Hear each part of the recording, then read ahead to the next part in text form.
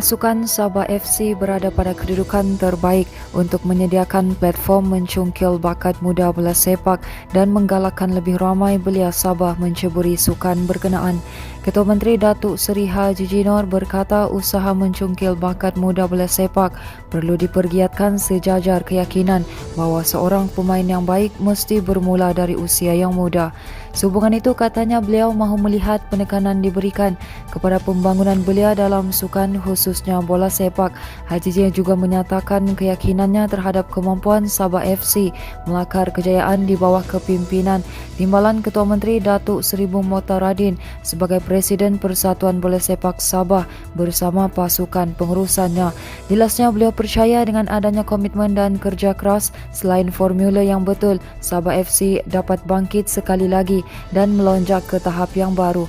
Beliau turut menyifatkan pertandingan Piala Sabah Maju Jaya yang julung kali diadakan di Stadium Likas pada 12 hingga 18 Februari lalu membabitkan penyertaan Kedah Darul Aman, TRW Kelantan FC, Sarawak United FC dan Sabah FC selaku pasukan tuan rumah sebagai satu inisiatif yang baik.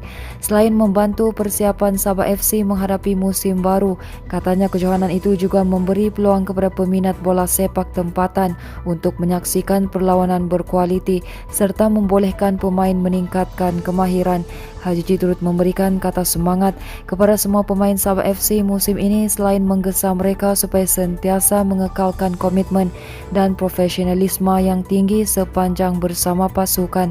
Pada pelancaran kit pasukan baru Sabah FC, Haji Ji menyatakan kegembiraannya apabila mengetahui jersey pasukan kali ini digabungkan dengan elemen tempatan seperti linang kit dan kontur Gunung Kinabalu yang disifatkan sebagai cara menarik untuk menjana pendapatan melalui penjenamaan pasukan. Seterusnya, pembentangan ruang undang-undang anti lompat parti pada persidangan Parlimen bermula 28 Februari ini disifatkan sebagai tepat selain menunjukkan kepimpinan Perdana Menteri Datuk Seri Ismail Sabri Yaakob menepati janji. Presiden Pertubuhan Kinabalu Progresif Bersatu APCO Datuk Seri Madius Tangau berkata pembentangan RUU itu sejajar dengan semangat memorandum persefahaman yang ditandatangani di antara Ismail Sabri dan Pakatan Harapan pada Ogos lalu. Katanya perkara itu seperti yang dijelaskan oleh Menteri di Jabatan Perdana Menteri Datuk Seri Dr. Wan Junaidi Tuanku Jaafar baru-baru ini. Madius yang juga ahli parlimentuaran dan ahli jawatan kuasa teknikal RUU anti lompat parti berkata PH sebelum ini menyatakan pendiriannya bahawa pembentangan RUU itu tidak wajar, ditangguh dan dilewatkan.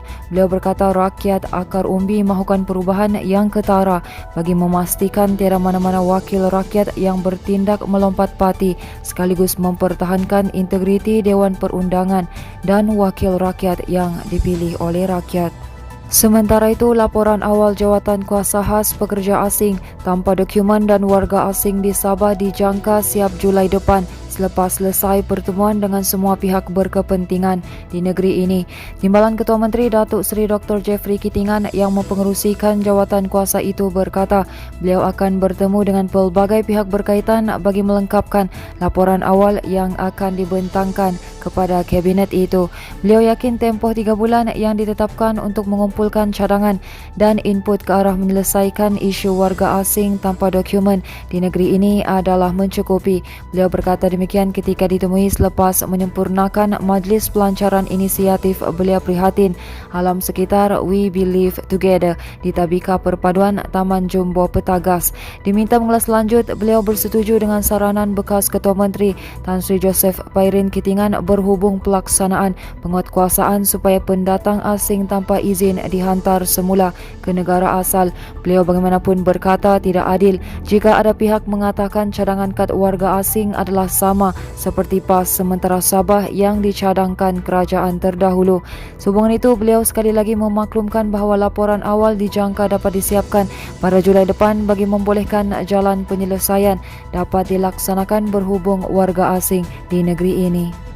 Manakala sebanyak 2,200 pokok akan ditanam di seluruh negara di bawah inisiatif program We Believe Together yang dilaksanakan Kelab Belia Prihatin, Presiden pengasas KBP Malaysia Luqman Hakim Muhammad Zim berkata, program itu dilaksanakan sepanjang tahun ini dan sebagai permulaan Sabah adalah lokasi pertama penanaman pokok berkenaan. Katanya KBP adalah sebuah badan bukan kerajaan yang berdaftar di bawah Kementerian Belia dan Sukan. Selain sebagai ahli anggota rasmi Yanggo yang merupakan sayap rasmi kepada kanak-kanak dan belia bagi Konvensyen Rangka Kerja Pertubuhan Bangsa-Bangsa Bersatu mengenai perubahan iklim. Beliau berkata demikian kepada pemberita selepas majlis pelancaran inisiatif Belia Prihatin Alam Sekitar WBT yang disempurnakan Timbalan Ketua Menteri Datuk Seri Dr. Jeffrey Kitingan di Tabika Perpaduan Taman Jumbo Petagas di sini hari ini. Katanya lagi pihaknya memilih kawasan pusat bimbingan awal kanak-kanak untuk pelaksanaan penanaman pokok terbabit. Sementara itu, Jeffrey yang juga Menteri Pertanian dan Perikanan Sabah berkata, program itu adalah sebagai mesej yang dihantar kepada seluruh dunia bahawa pentingnya untuk menjaga alam sekitar. Seterusnya, seramai 673 kanak-kanak berumur bawah 11 tahun yang belum dan tidak layak menerima vaksin adalah antara 5,395 individu dijangkiti COVID-19 di Sabah hari ini. Jurucakap Perkembangan Harian COVID-19 Sabah Datuk Seri Masri Manjun berkata, jumlah itu menunjukkan kadar jangkitan yang tinggi membabitkan kanak-kanak di negeri ini.